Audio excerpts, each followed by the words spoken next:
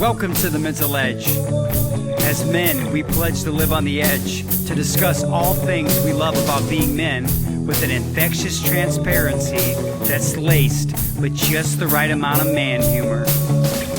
If you're on a journey to self-development and improvement, if you're a seeker of truth or want to find fulfillment and purpose while crafting a brave and successful version of what God has for you, then the Mental Edge is for you.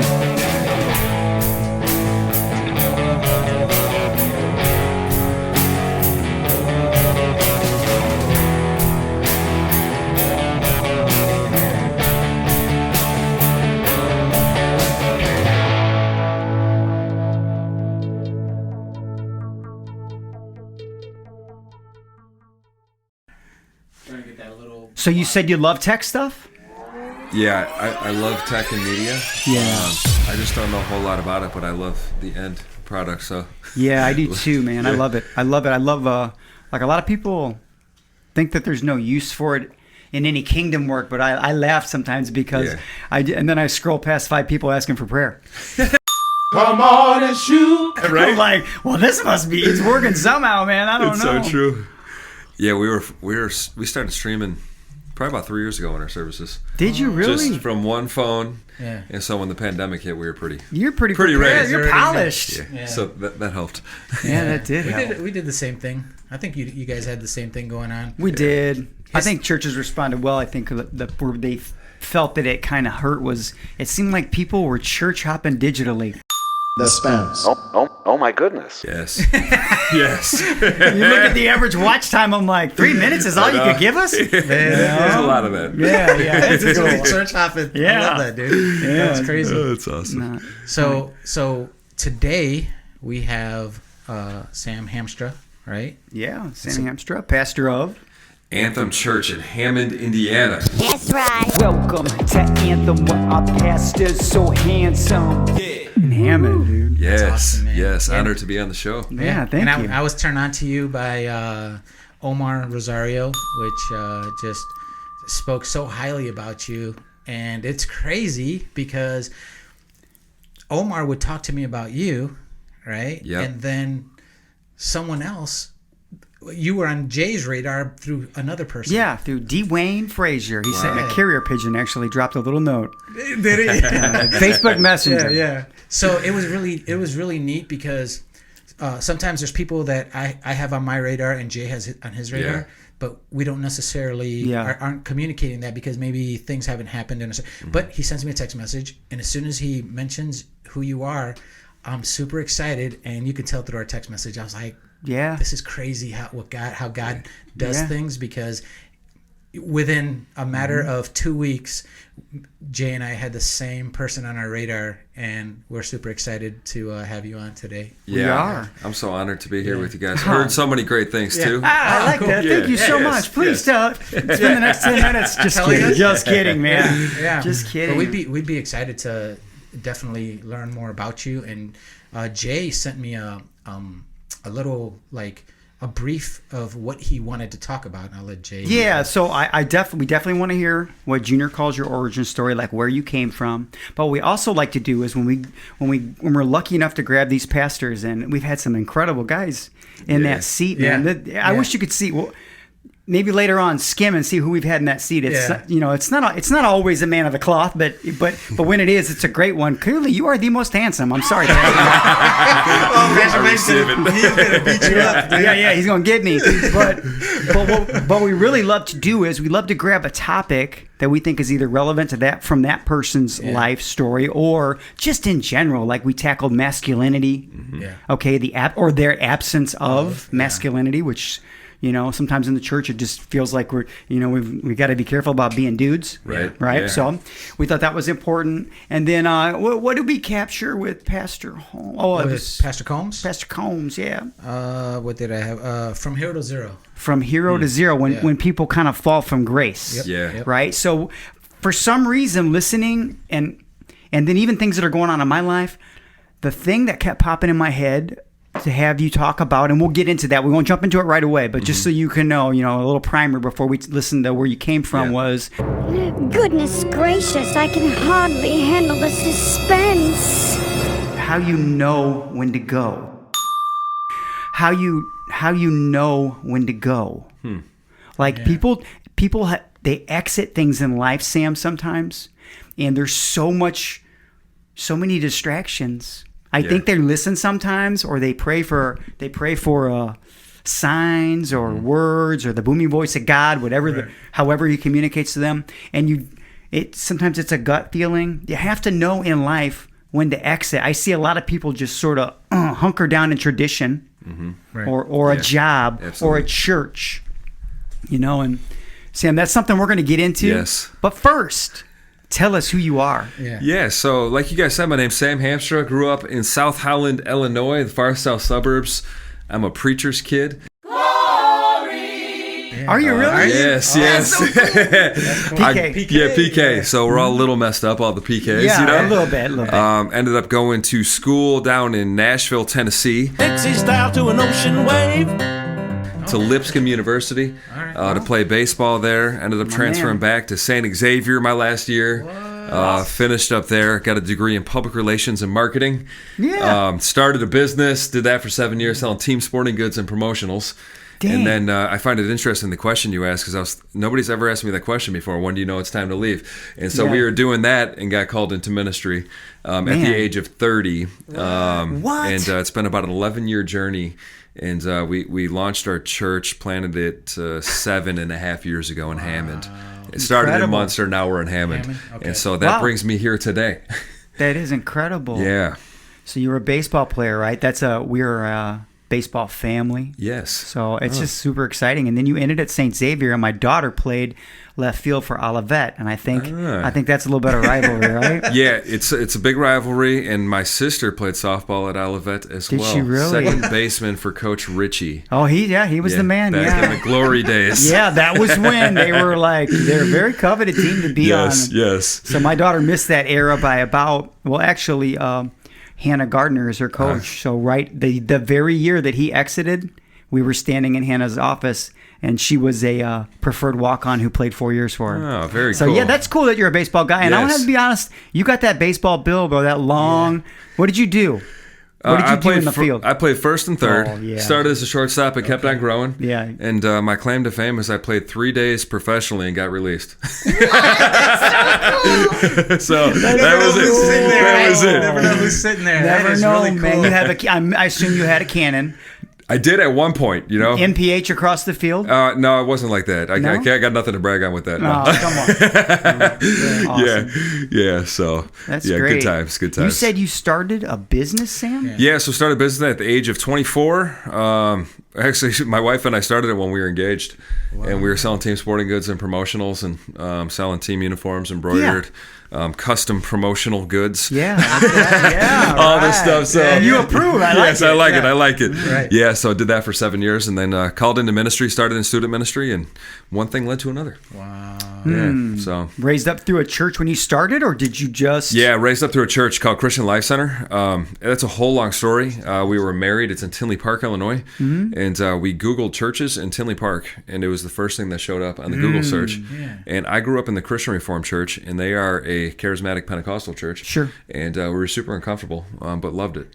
Kept on coming back. And and it was just by the hand of God, felt called to ministry. It was a divine circumstance for God, and the pastor there, I didn't really know him, asked us to take over the student ministry as volunteers, and kept on growing. And and so now we have another connection, because as soon as you said that in Tinley Park, I do a lot of campaigns for them. Oh, wow. Like the printing campaigns for them. I work with a lady named Jody currently. Yes. But, and the guy that actually started the church that Jay goes to, their podcast ministry, is the tech guy at that church. Wow. Today. It's probably why you look familiar. Yeah. Crazy. Yeah. Like it is a small world. That's why as soon as you said that, I'm like, what? Yeah. Wait a second. Yeah. Wow. That's amazing. So cool. And that church, man, is awesome. From what I know of it. And that's great. I'm glad to hear that. So you said you grew up in South Holland? South Holland, Illinois. Grew up there, what has become known in some circles as the White Flight. Okay.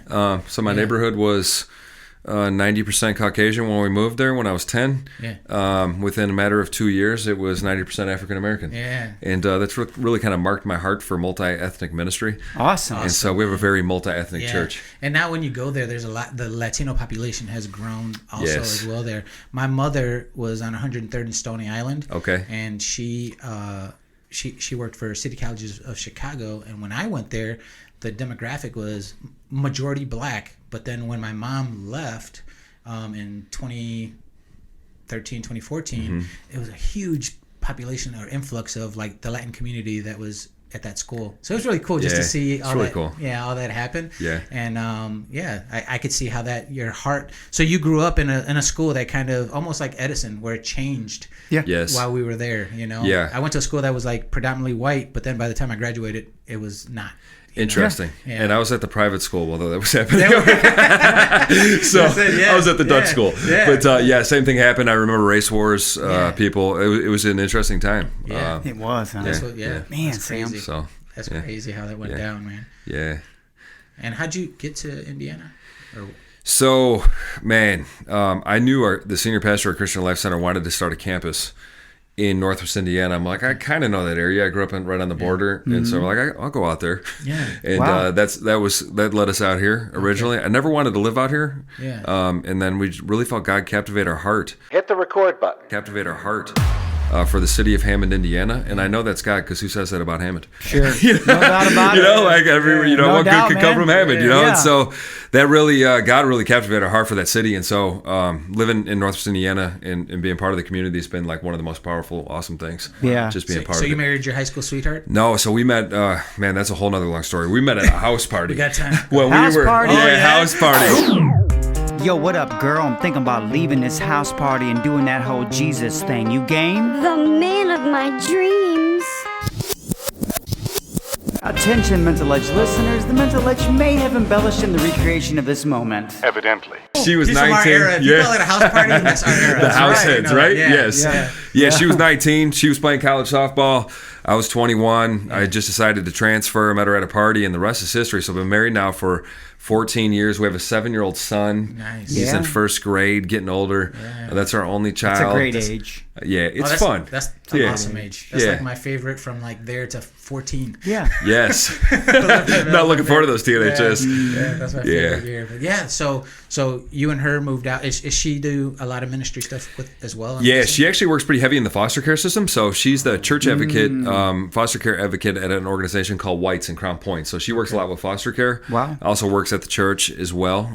And so, but big heart for foster.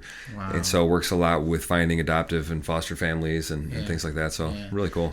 Did you get a chance to listen to our podcast before coming through, or is No. this is Good. your first time? Yes. Got Yes. another one. Yes. Here come the hard questions. Sam. This kid. It's like, oh man. Yeah, we were just making sure. I was just like, I wonder, do you listen to podcasts? Yes. Yes. You're on my rotation now when I leave because I like you guys. Yeah, cool. Yeah, I like and, that. And it helps that you're on.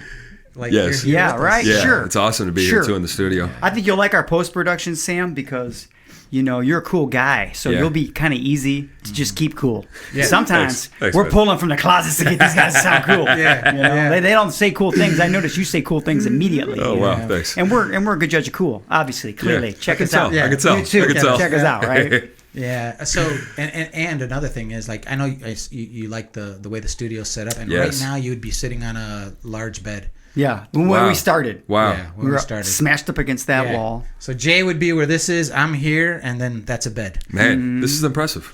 Great studio. So, yeah, I appreciate Great it. studio. Thanks to this guy right Yeah. here for giving up one of his rooms in his house. So cool. See, hey, but here's the deal. Like, ladies and gentlemen, these are the type of people who are in church. I don't know what you're missing a lot of cool This is people. true. This Yeah. is true. Right? Yes. Right? Because I would say, in general now, have just such a grasp on some really relevant connective tools to the public. If you haven't been to church in a while, Yeah.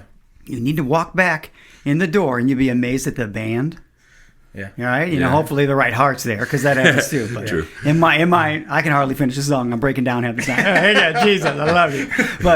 But you're gonna see relevant media. Yeah. Right. Absolutely. You know, and you know what I love about the pandemic? If you weren't relevant, they came out of it more relevant. They figured it out eventually. I hope. It's true. You hope. You know. Also, they're probably not around. No. Yeah, they're not around, right? Yeah. Yes. So. Yeah, that's awesome, Sam. And we love the vibe. We love your vibe. The moment you walked in, I felt connected to you. I really did. Same, you know? same. And I appreciate that. Dwayne and Omar. Yeah. Omar. Dude, I can't forget. I'm They looking must have been in fresh the same today. prayer group. Thank You you, are Omar. looking fresh. So are you one of how many siblings? I am one of 4 siblings. Older sister, who is she works in the kinesiology department at UIC. Nice. 2 younger brothers. One's at Chicago Bulls High School. He's the principal there on the west side of Chicago. Man, my other brother lives on the west side as well, and is a social worker. Nice. So we all work with people. Are you guys You are all people. Yeah, we're all people. I love it. I can tell just by talking to you, like that's your thing. Like I can People. tell you connect. Yeah. We're in the people business. Wow. Yeah. You literally are. Yeah, right? yeah. That's really cool. Yeah, Yeah. It means a lot, though. Yeah. Yeah. And how, like, you know, I guess on a little deeper level, working with people can, you know, it's different, right? Yeah. So with your connection with church and being a pastor now, did a lot of the things that you grew up doing, do you feel like in hindsight, do you feel now that they were kind of a training field for what you do today? Yes, Yeah. 100%. Yeah. So growing up preacher's kid, it was interesting. Our house was right attached to the church in some situations. Parsonage. Lived in a parsonage. And so people would be knocking on our door all the time, wanting stuff, and you just learn to deal with different kinds of people. And then playing sports growing up and all through life, you learn just different people from all different backgrounds. You know, you're playing baseball with a lot of Latino people, just people, and just realize that we all have a lot more in common than sometimes Shoot, you know, I say put that all on. the Heck time, yeah. man. Right? Yeah, my neighborhood was like Polish, Latin, Yeah. black, right? Yep. Yeah. And like we all had the crazy uncle. We all had we're so familiar, and sometimes the divide and conquer mentality is really it's perception, it's perceived We differently. give it more weight, Yeah, we Junior. give it more Yeah, weight than we should true. because Yeah. honestly, there's like the crazy uncle, the crazy aunt. You got the uncle or the cousin who's on drugs. You got, you know what I'm saying? Yep. You got yourself that's really in a bad place, but you're hiding it from everybody. Yeah. Yeah. We're all the You're in a same. closet. Yeah, we're all the same. Yeah. So yeah, you're right. We're people are people, right? We're all the same. And growing up in that kind of diverse society, I learned that at an early age. So I really, a lot of like the stuff that went around, or is even going around now with the, we should feel some way about a certain color of person or whatever. Like that never really affected me. I always kind of, and I feel like just meeting you, I feel like that's kind of like the same way it plays out for you. So that's really cool, Yeah, that is really cool. So you have a pretty diverse church. Yes, and definitely by God's grace, I like to think our church represents the ethnicity of Hammond. Of the community, right? Yeah, so we're about 20% Caucasian, 50% African American, 35% Latino. Wow. So it's been really awesome to come and worship together, especially in times like this. I think it's a powerful testimony when we can put aside our differences and just worship together. Wow. Yeah, that is cool. Now, I can imagine having such a diverse church. Like we're talking about, we're gonna migrate into talking about how you need to know when it's time to exit. Yes. Like you're trying to make sure that all these groups, the interests of all these groups, are represented well in your church. Yes. Yes. There would be some person that's the one that I like to bring up is when the people above the age of 65 are like, we need more hymnals in the pews. I love them. I hug them. I'll do Rock of Ages for you, sweetie, but it's going to be different. Okay, right. It's going to have crunchy guitar. I like it. But I wonder, Sam, as you exited, what were the influencers? Because you went from different phases in your life. You were running a business. You went to another church. You started in a ministry. You volunteered. Yeah. How did you know when to make those moves? Sam, was it people? Was it God? Was it timing? Was it an influence of many things? Both, yeah. Yeah, I think a little bit of both. I wasn't always walking like this with the Lord, so I think looking back, you can see God speak in different ways, and I think you still understand to an extent, right? That's interesting. There's just looking back, you can still see even like what college I went to. There's still you can feel God in it, but I like to think it always starts with hearing God's voice somehow, some kind of revelation. Yeah. And from there, I really believe, and now we need to walk this out with other people. I think God's saying this. And I say I think. I get really nervous with people that go up to the mountain and thus saith the Lord with no counsel. Well, I didn't see that coming. Listen to what I say. Yeah. Pastor Hamstra, I got a word from you from the Lord. I'm like, oh, man. Yes. I got to know who you are. Yeah. Right? And just like walking through church my whole life too, and I didn't grow up in charismatic environments, so I don't know who listens to this podcast, but I wasn't used to hearing this. So when I started getting into charismatic Pentecostal environments, it was a God said. And then I heard people a lot say God said, and then it didn't work out. And then they never go back to it didn't work out, and then there's really nobody to blame but themselves, but we never deal with it. What's the dilly? And so, so I really believe in counsel from hearing from Lord. So I know in every season that required a big decision, it was started with a prompting from the Lord. I like to think it was confirmed by Scripture, and then walked out with godly counsel. Can we do that again? Prompting from the Lord. I like to think it was confirmed by Scripture, and then walked out with godly counsel. Absolutely brilliant. I love that you have a lens that you know. Yeah. And so you template it on the Bible, and it doesn't say you should still have 6 wives. Yes. I checked. I appreciate your word, brother. Oh yeah, I do like that. That's incredible. What do you think, Junior? Well, I like what you said. I wanted to go back though. You said you didn't grow up this way, and my bad because I didn't know, like the background of where you came from, and how does that play? What do you mean by that? So I grew up in a really word traditional environment. So there was no thus saith the Lord. Wasn't really a lot of operation of modern day gifts of the Spirit. Okay. And so everything people would be uncomfortable with even with that language. I feel just God the is language saying, alone. God said. I was raised Baptist, so I get it. Okay, yeah. So just the language of God said. What does that even mean? How do you know? Was it audible? Was it not? So it was just very word, because the Word of God is alive, and believe that. Yeah. But start with that prompting, and so that's definitely been a different place in life in my later years. So that transfer from that to the more charismatic movement that you're talking about now, like how did that part play? Man, so when we started attending the church we were at, which is the CLC, Christian Life Center in Tinley, this was about 12, 13 years ago. We were introduced to the person of the Holy Spirit through a class called Alpha. I don't know if you guys have heard of Alpha. It's a Foundations of Christianity course. Okay. And I actually just preached on this on Sunday, so it's fresh in my heart. It's fresh in your heart.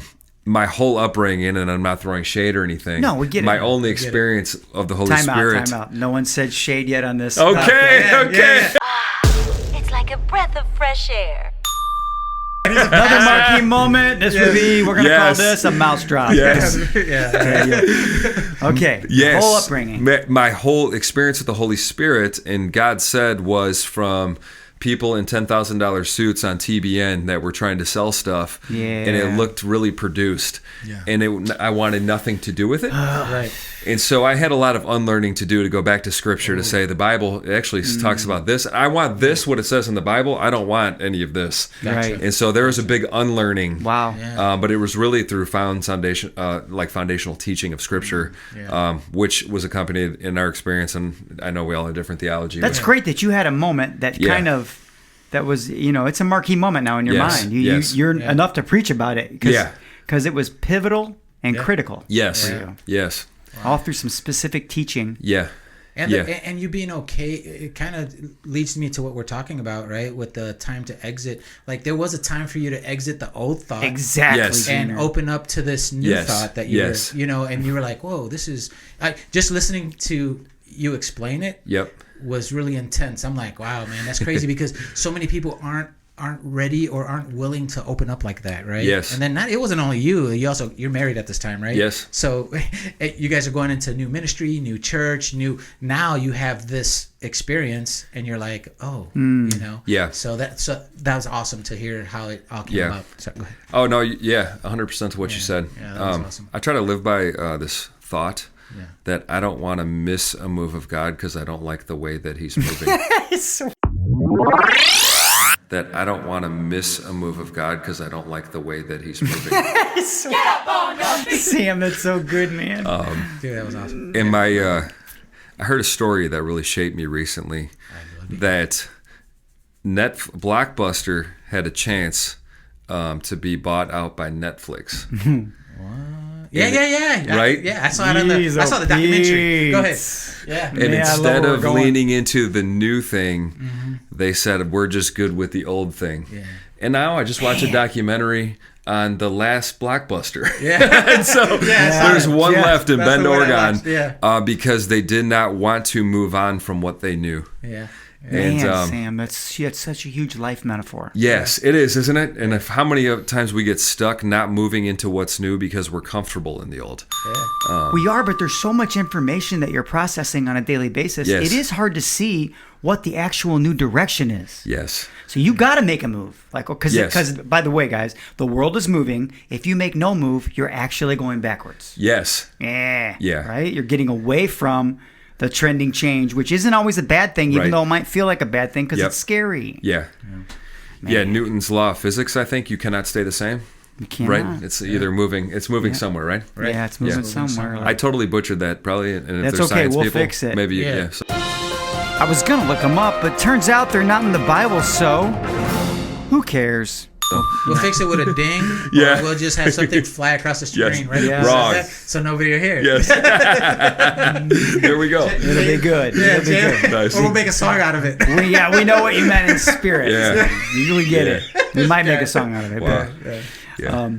Wow. So that's very interesting because the traditionalism is sometimes it's literally debilitating. Yeah. Yes. If it's the way you were raised. I remember, I'll never forget this. You put a fresh thought on my mind, Sam, if that's okay. Mm-hmm. I know Junior's got some stuff, but he's freestyling right now. Yeah, that's what they'll be there, right? Yeah. So, one time, my wife, who was raised Catholic, you know, like it was going from Baptist to a more charismatic church. It was a jump anyway. Oh yeah, absolutely. Right? Yeah. But there was still like my mom, who was raised actually Pentecostal. Mm-hmm. She was the one person getting on her knees at the pew and praying, and everyone's like, "What's wrong with her?" Yeah. You know, and even I'm embarrassed at the time because I don't know, because I'm looking at the men in the church and they're, stoic. Yeah. Right. I'm not even sure they're breathing. Yeah. Right. So then, it's weird because I remember when I would see people I respected have an experience with the Holy Spirit, they were the ones that anchored me to it. Yes. Because there were people I didn't know, but I'm like, but that person right there, they're quiet as a church mouse peeing on some cotton. Yeah. But now they can't be quiet, and it's not fake. You're right. Yeah. So my wife came to me one time, and she was Catholic. Imagine the conversion for her. Right. So she came to me one time, and she said, I feel led that this friend of ours' son was dying. And she said, I feel led to go to him and say, I want to pray with his son. And the old religious me, who was watching a dad suffer, scared, thought that he wouldn't be ready for that because I knew where he was at. Yeah. And what I heard, Sam, at the time was, who are you to limit my power? Wow. What a moment for me. Yeah. Wow. So I learned to respect that transition, and it's super powerful. And who am I to tell somebody else what that movement looks like for them? And true. Different for Wow. So what did you have for me? I just want to come back. Now I want to freestyle for a second, but I just want to come back to. So mine was a little different because my grandmother became a Pentecostal in her 30s. So she won her whole entire family, and it was like a. They had like they didn't believe in cutting their hair. They wore the long, you know what I'm saying? So I'm born right into this, right? And so my grandmother was, I guess, like a missionary, but for Cabrini Green and Wow. the Robert Taylor homes. Yeah. Wow. So I'm like 4 years old, and she's old. And what's crazy is I've been thinking about this for like the last 2 weeks. So it's crazy that I'm like bringing it up. It's crazy. But it's gonna. I'm associating it to your exact stories, but coming the opposite way. And I'll touch it in a second. But so we'd go out, and I'd see these crazy things, like there's a guy and his foot's deformed and like he hasn't walked in years, and next thing you know he's like up and walking. Right. It was like this whole other thing. Yeah.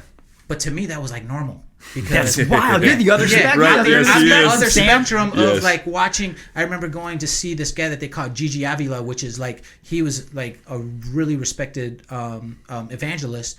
And man, when he left Humboldt Park, like all that you seen was like canes and They just left there. wheelchairs. Yeah. And like it was nuts. It was like, I was like, man, and it wasn't a spectacle. Yeah. It was just, but I had those experiences early on in life, right? So in my teen years, when I was I went away from the church, but then when I in my like middle teen years, I was a gentleman came and like invited us to church, and at that time we were like out in the streets doing some really bad stuff, and I'll never forget where he got like the two biggest gangs in our area to show up to like youth service, right? Wow. And you got like Latin Kings over here, and you got disciples over here, and they're like, and he's like, what name are you guys gonna be called? And we're like, yeah, we're the Lord's Kings, and we're the Jesus disciples, but we're really like throwing up our gang sign. Right? It was totally crazy. But one thing, by the time I get here, like the only thing I could remember is like long hair, long skirts, all these like things. And then I get to this church, and the Spirit of the Lord moved, but they weren't like, they were wearing makeup. Right? You're like, this is impossible. Yeah, and they were cutting their hair, and so my experience was a little different in that sense, and because I had to like open my heart to the truth, right? And the truth was like, I learned that, and like you said, it was like through a class, I learned that it didn't matter that someone cut their hair, or like the skirt wasn't covering their ankles. You know what I'm saying? It was a little different, Yes. Yeah. And then so it was just, as you guys are talking, I'm like, wow, I think I experienced the same thing, but it was just like in the reverse. Yeah. So It's really interesting. Definitely. it was really like a really interesting way of thinking. But yeah, that was my tie to what you guys were talking about. I love That it. is good. So I'm going to Sam's church. Let's talk about that. Here's what happens. I'm going to Sam's church. Yeah. No, Pastor Mike, I'm not. I'm saying metaphorically here, or I should say, we're going to role play. Yeah. I'm going to Sam's church, and all of a sudden, I don't feel right. Okay, and I'm like, the word we heard, Sam, about you is people come to you because they feel like they're getting fed. fed. Yeah. How awesome is that? You deserve that. I want you to know that's It's an honor to hear that. That's an honor, right? Because we know what that means, right? Yeah. So, Which is this is something that was on his mind. Yeah. Something that you don't know that was on his mind that he was mowing through. yeah. Before we met with you. Wow. Yeah. So this is Okay. Yeah, so That's where he's coming from. I feel I'm like he also needs to getting know ready that. to transition, you know? So, I love that you really kind of already answered this kind of question. You said you have a process that you use to sort of filter voices, stimulus, thoughts, right? You have the truth, which is a ruler, okay? Yes. You examine the word with the word, right? Yeah. Now, but we have, when we talked a little bit about church hopping, and this doesn't have to be church hopping. I have friends, Sam, that have changed jobs so many times. Right. Yep. Yeah. I mean, it's normal. A career for them is 8 months. Yes, absolutely. I love them, but they're not really making progress, and there's just no way to me that that they're getting that word from a credible source. Right. So do you have any advice for those people? Because people are coming to you, Sam, and they're telling you, "Hey, I don't really like how this went down, and I'm, I don't, I tithe here, and I'm not trying to offend anybody. I'm just saying." Yeah. I said people do feel they have a vested interest in the direction of a church sometimes, or a business, or whatever they're doing, and then they'll say, "Or I'm gonna leave." Yeah. And you got to deal. You're a people person. Yeah. How do you deliver this message to them, or do you hearken back to, hey, well, this is what I experienced when there was this inclination in my life. Yeah. You connect with them like that. Yeah. I like to do that, Sam. I like to tell people, wait, I've kind of had that experience, and then tell my story. What is your... Yeah, this is a great question. It's long. I think clarifier, you talk like church specific right now? You can go church specific, but we find that it relates in other areas of people's lives. Okay. You don't have to go church specific. You already have 2 stories of exits. Yes. One from a way that you thought about church life, and one from a job where you were killing it. So I found when people come to me and ask that question, like they'll come to the office, I think it's time for me to leave. Yeah. I've learned to ask, are you asking me or telling me? Write that one down. So it's going to be but it took me a while to learn this because if people have already made up their mind, I'm no longer their pastor. Ooh, that's a good one too. Because I'm learning in life. That's so deep right there. Okay, I'm sorry. On the church side, if we were to really look at this, is I'm very few people's pastor. Yeah. I'm most people's preacher. And you define the two like a pastor to me is a shepherd. A preacher is a voice. Okay. I think, and I really do believe people in this hour specifically, but always need a pastor more than they need a preacher. Yeah. And I feel like most pastors right now worry more about preaching than they do actually shepherding. Wow, that's like father and coach. Yes. Yes. Man, yes. That's so good. And so when people come, it's like if you already made up your mind, there's no conversation. And I've just been learning that I've wasted too much time in my life giving people $5 answers to a 5-cent question. Right? And so, if you've already made up your mind, I'm not trying to talk you into that this is your place anymore because you already made up your mind outside of it. And if you already made up your mind outside of counsel and outside of scripture. And I just feel like when people come and they say, I decided to leave your church, if you don't know where you're going next, that's already against scripture because God says, do not forsake the assembly of the brethren. So he won't tell you to leave a place if he hasn't showed you what's next. That's the word you done heard. That's so good. And so we're already operating outside of God's formula. Right. And so as a Christian. So he said all that, right? I feel not offended at all. Right. Yeah. Like, it's biblical. Right. Yeah, but not only that, but it was just the delivery as well, you're right? Good. You're Thanks.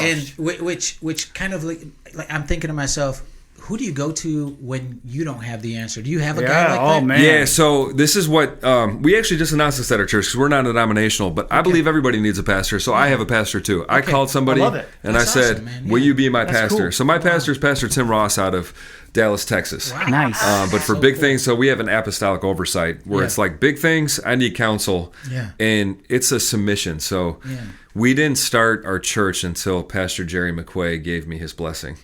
And because he was my pastor, I submitted my future to him. Really because I trust God. Yeah. I like how you preface because he was my pastor. Because he was my pastor. And he poured into you. Yes. And it's crazy because that's the epitome of a true leader, right? Because he's making other leaders. Yes. Right? Yeah. Without worrying about how awesome they're gonna skyrocket. Yeah. Yep. He didn't care. He didn't care. Right? Like your church could blow right past his as far as how many people go there. Yeah. He was like, "No, man, I'm pouring into this guy because I see the value." Right. Yep. Yeah. That's so beautiful. Yeah. Man. That's really cool. Yeah. God is good. Yeah. That's really cool. And I think the principle now that we're talking this through is, I like to think that we're all kingdom contractors. Yeah. Meaning we're on freelance. We're on assignment, right? Yeah, we're on assignment. Yeah. Contracts begin and end. Yeah. And I was just thinking what you guys were saying, like when do you know? Yeah. And John 17:4 says that I brought glory to my Father here while I was on earth because I completed the assignment that God gave me. Right. That's a left hook. Right? That's so good. Right. That's so good. And he said that before he went to the cross. Come on and shoot. And so I think the context is speaking to his assignment was I finished the work of pouring into my 12 disciples, and now they can actually take my message when I'm gone. But it was kind of this endpoint of the discipleship relationship where now it's changing. So I think in work, I think in a church, I think in life, when the assignment is complete. I love that. What's a really common phrase people say? My work is done here. My work is done here. Yeah. And that's great. And so if we can no longer offer somebody something at our church, maybe you should go somewhere else. Yeah. If you don't like our mission to make disciples, you're not into that, I mean, it's no offense, right? It's kind of none taken, right? Yeah. So wait a minute, like I broke up with a girl one time, right? And then she was crying and I was crying, and then I started to do this. Right? She opened her eye to see if I was crying because the idea of her separating from me, she wanted to see the pain, right? Yeah. Because that assigned value. So people are going to come to you, Sam, and they're going to say, like I'm thinking about leaving the church, or I'm thinking about, Sam, I know we work together, but I'm thinking about leaving.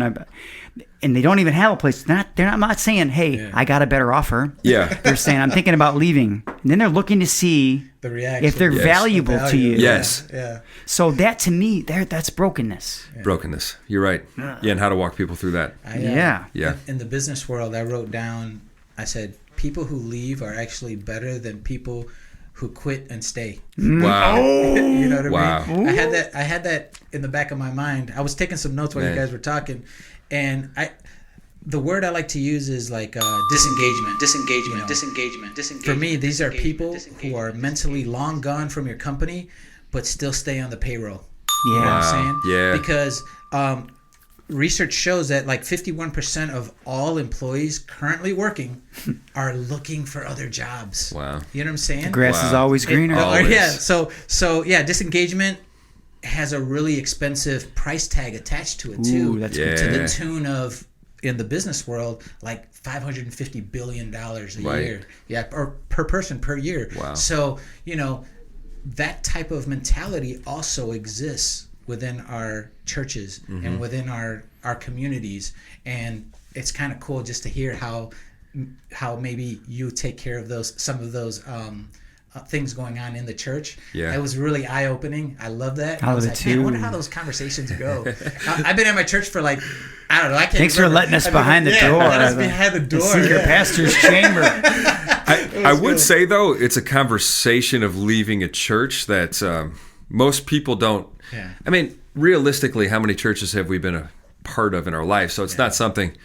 I think the next generation shifting a little bit. Yeah. But Yes. Oh yeah, that's funny. But I think it's just such an awkward conversation usually because people have never had it before. Yeah. And do you think that probably contributes to people staying on? Okay, great. Guess what? There's another part of listening when you should exit. Yeah. Yes. People who don't listen. Right. Yeah. I mean, if Pastor Sam comes to me and says, "Bro, you gotta go." Yeah. You know what I mean? So Junior's kind of talking about that too. You're staying. You're disengaged. Yeah. But how difficult is that? Like to tell somebody they need to go. Yeah, I think we love to throw out terms like spiritual sonship.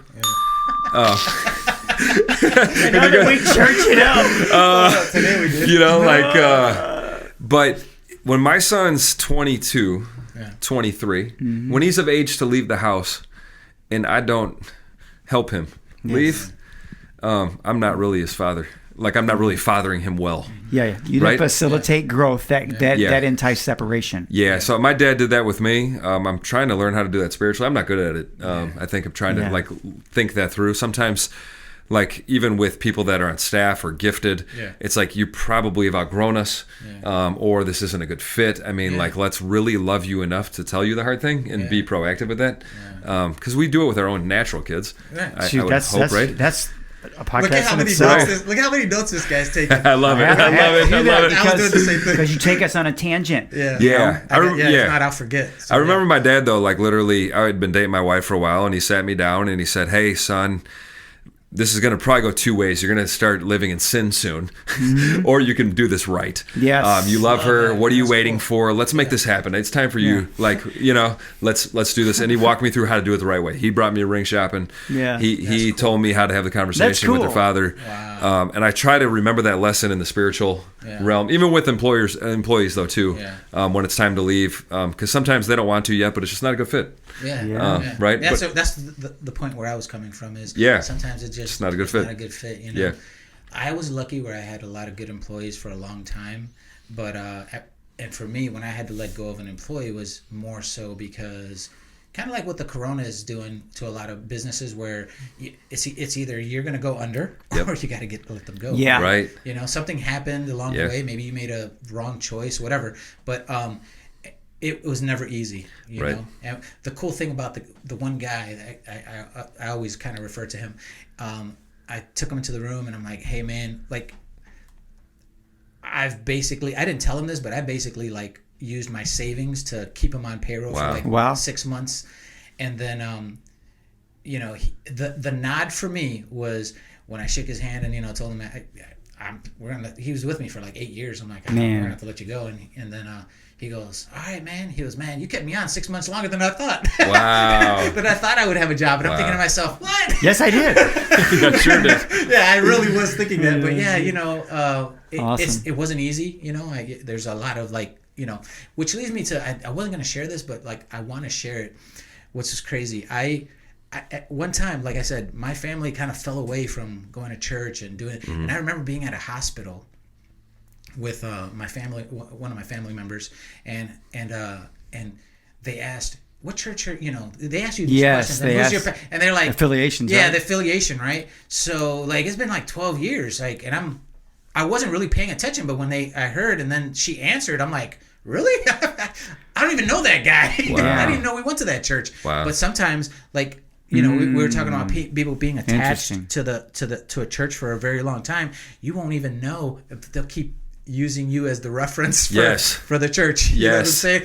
You're a PK, you know this stuff, you know? No, you're right, though. You're so right. That's kind of... Who died? Yeah. What? Yeah. What? That was my dad who preached that. Right. We got the same name. You got the same name. Yeah. Another thing I wanted to say is while you were talking about referencing your dad, man, I thought that was beautiful because I'm sure a lot of the things that, you know, was it always a good relationship between you and your dad? Yeah, I mean, yes. For the most part? Yeah, you know, you always have times and seasons and, you know, looking back, it's like, okay, walking through and, you know, if he hears this, love you, Dad, you know, but he probably worked too much, you know. He was always in council meetings and, you know, kind of. Yeah. Sure. But how do you handle that? You know, I only have one 7-year-old, so I don't give a lot of parenting advice yet. You know, but you're still in charge of of a church. Yeah, I mean, there's people in this church. So, like, do you find the time being kind of spread a little thin, or are you good about balancing it because you lived through that before? Are you better at it? I think I like to think I'm good at balancing it. I take very few night appointments. You know, like I get. Thank you for fitting us in. Yeah, no, you guys are. I like to. I try to pray about every assignment. I also think that I've seen a lot of people cheat on their bride with the bride of Christ. Wow. And never even thought of that one. That was cool. And I just have tried to commit to never committing an adultery with the bride of Christ. Yeah, like that's a deep way of thinking. Junior actually touched on that in the last podcast because he talked about being like in charge of 13 things in a church that he loves. Yeah. And he realized he was disconnected from his family. Yeah. Yeah. Right. I remember like praising and you know like having fun with my family, and then next thing you know I'm like running all these different like projects for the church, and I'm just watching them sitting alone, and you know that's like, man, that stinks. So I understand how that could happen, and it happened really fast. But and he had to know when to exit. He had to know when to leave. He had to know, you know, and wow, that's good that you have that prescribed even in your personal life. I try, and I heard somebody say this, and I don't know who to give credit to, but it's those things down the road that were done in my life consistently and on purpose that I really remember, like those consistent routines that my parents built into my life. So just try with my son, like we go out, he's got hockey skating lessons every Saturday, then we go out for a donut after that. Yeah, you got but it's very consistent I'm sure time, you know. You probably go to what's the one over there that everyone Munster loves? Donut, or which one? Munster, but it's not open on the inside yet. What? Yeah, I know, it's sad. It's tough. Yeah, Munster Donut. It's tough. Man, that is not right. So, awesome. Man. I want to, if we got time, I want to do the... We're going to rapid fire him? Yeah. Oh, right. So I'm ready. These are such good questions Junior came up with. We don't get to do it with everyone, but the conversation... There's so much content in this conversation. Mm-hmm. It's crazy. I might have to edit it like 5 times. Yeah. Is that good or bad? No, that's good. Dude, it's phenomenal. Yeah. It's people are going to get... Yeah, fed. They're nice. going to get fed, buddy. Yeah, so these are fun questions here. Yeah, these are fun. So, and to preface these questions, like if you change your mind tomorrow, like we're not holding you to these. Okay. To the. Yes. Whoa. Guess I'm Imagine holding that. the mic, yeah. I guess we're holding the mic. Yeah, I'm holding the mic. All right. So, I'll start here. All right. I'll start with something easy, right? Last meal on earth, what would you be eating? Deep dish pizza somewhere. Yeah? Yeah, you're an Illinois guy. Would it be Chicago style-ish? Chicago style-ish. With the sauce on top? Sauce on top. Man, with it's like a meal. With the patty sausage. The patty and like the biscuit-like crust. Yes. Man, you're the man. Oh, man. Something you like to do when no one's looking. Man. Something. I don't know. You don't So know. we'll give you an example real quick. Yeah. People have been like, I sing in the shower. I'll admit it. I Oh, dance. yeah. I do sing when people don't look, and I'm an awful singer. There's no way with that. There's no way, with that voice, Yeah, Johnny Cash. not a good singer. No, that is a good example, but I do. Yeah, in the car, sing. Okay. Yes. In the car. All right, Yes. that's cool. Yeah. Do you binge on Netflix specials? Yes. You're a documentary You got guy? once or Not what? so much a doc guy, but I'm trying to think of the last Netflix. I've been on Hulu shows lately. Yeah. So Chicago Fire has been my show, Okay. and then it was Chicago. I got to Fire, tell yeah, him something. BD. Go ahead. My pastor did a whole series based on Breaking Bad. Oh wow, did he? I got to go back and listen to that. That's really It's crazy, right? cool. Yeah. It was like, I'm like, man, you go get some churchy people upset up in here, Right? man. Yeah. Right? But he was using the characters and he was Yeah. using them, it was Wow. great. Metaphorically great. Go ahead. Cool. All right. What advice would you give your 12-year-old self? Don't take myself too seriously.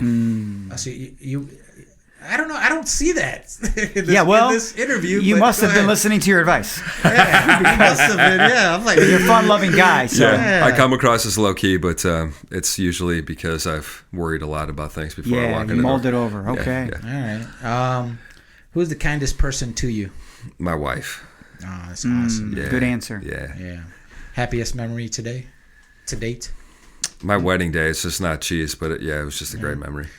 How'd you ask her to marry you? Was So, that cheesy? No, I was a baseball. Yeah, it was absolutely cheesy. Okay. I was a baseball guy at the time. We had just opened our business called the American Pastime. And it was a baseball place. I took my first glove and said my biggest catch was the day I met you. And then I had my first bat that I had from when I played with wood, my first wood bat, and I wrote on there, "You're my biggest hit." And then I gave her a ball with "Will you marry me?" Yeah. Yes. That's so cool, man. Most influential person in your life? My father. Oh, nice. I like to hear that, man. You know, I do, because one of the reasons we do this is because we love you guys, but men don't always show up. No, Sam. they don't. So It's true. That's our mission. Yeah, It's true. That could be a whole nother podcast. Yes. Right? Yeah. Do you have a guilty pleasure? Eating too much. Yeah. You look pretty fit, man. Yeah, Thank you. Thanks. What's something that you know that no one knows? Like, it could be, I don't know, you can make like a water drop noise. You know, you could do something. Ich spreche ein paar Deutsch.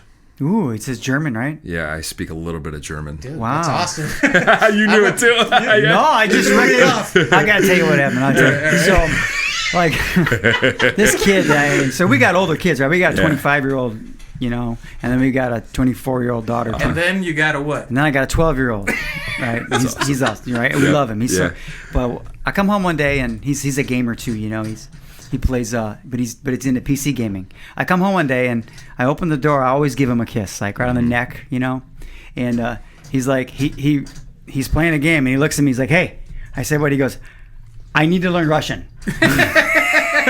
Wow. So I've heard him. I've kind of heard like people he's playing internationally, like these people from. So when you said that, it just sounded very German to me. And Wow. Yes. did you know what you said, or do you just speak it and it's just phonetically right? Man, I have my minor in German, Did you really? but I don't know anything because I haven't spoken it in 20 years. Yeah, right. But you just something just flow, right? Just the Deutsch, yeah. Yeah. Deutsch. I want you to ask what was it? Growing up, your favorite, or Did you have a nickname? did you have a nickname? Hammer. The Hammer? The Hammer. Are you a lefty? Righty. Oh, Yeah, so in Awesome, baseball man. circles, I'm known as Hammer. That's you're it. known as Hammer. I'm gonna be looking you up, Hammer. Hammer.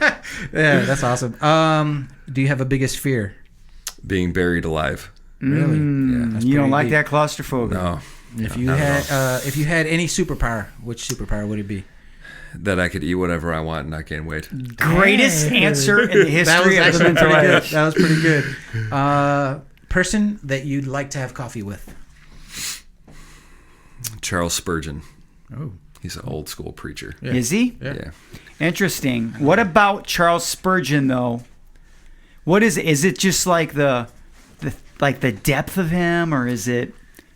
preached a lot of his sermons in the late 1800s, and you can read them. They have manuscripts, and they're still relevant today. That's timeless. You know, and it's like, that's like the Bible. Yeah, right? It was like, wow, how do you... right? Yeah. It's crazy. It has to be pretty good. Would you say 18... Late 1800s. Late 1800s. Early 1900s. Yeah. So something that lasted that long has to be...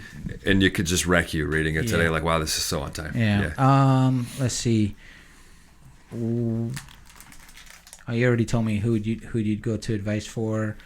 And then... I guess this is the last question.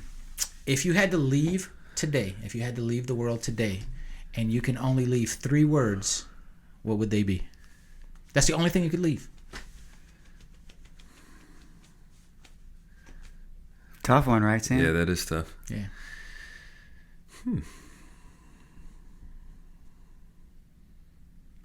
Jesus, coach, send. Okay. Say it again. Jesus, coach, send. Jesus, coach, sent. That's pretty cool, man. That is pretty cool. Yeah. I like your way of thinking, man. That's awesome. Do you find, Sam, that athletically you find a lot of metaphor in the way that you preach and like your approach? Absolutely. It's cool. Really cool. we do, because we played high school football together. Okay. Oh, so wow. And it was actually the only time we were ever involved in something athletic that was successful. Wow. Coming from a small town. Wow. Right? Yeah. So we still harken back to some of the things that those few men kind of breathed into our lives. Yep. Yeah. It's crazy to me that because it was associated with success, because it was also associated with people sewing into you. Yep. Imagine that. It works. Lots of hard work. Yeah. There's a lot of metaphors there, but You know, and it was more, I mean, let's just get into a little manly stuff. It's kind of violent. Football's violent. Yeah. It was was perfect for people, young men who had edges, like, chip on the shoulder. Yeah. And which we had a lot of. Yes. Right. Yeah, which we had a lot. That's really cool. And it's relevant. I feel like athletes can do anything. Yeah, I feel the same way. Yeah. You know? Yes. Were you a leader on the field too, kind of? I was usually team captain, and then I coached for a long Absolutely time. Awesome, Sam. Wow. Yeah. A lot of firstborn traits. But it's because he was the first male. Exactly. Yeah. A lot of those traits. A lot of those traits. Yeah. Wow. So even though you might have not been the first like literal born of the siblings, you were the firstborn male. Yep. And then he took care of his younger brothers. Yeah. How'd that age group go real quick before we say it was years apart? Yeah. My sister's 3 years older. My brother youngest than me is 3, and then we have a trailer. He's like 9 or 10 years. Okay. Yeah. Right. Yeah, that's why it worked incredible. That's why it worked that way. Yeah. That's kind of cool. Yeah.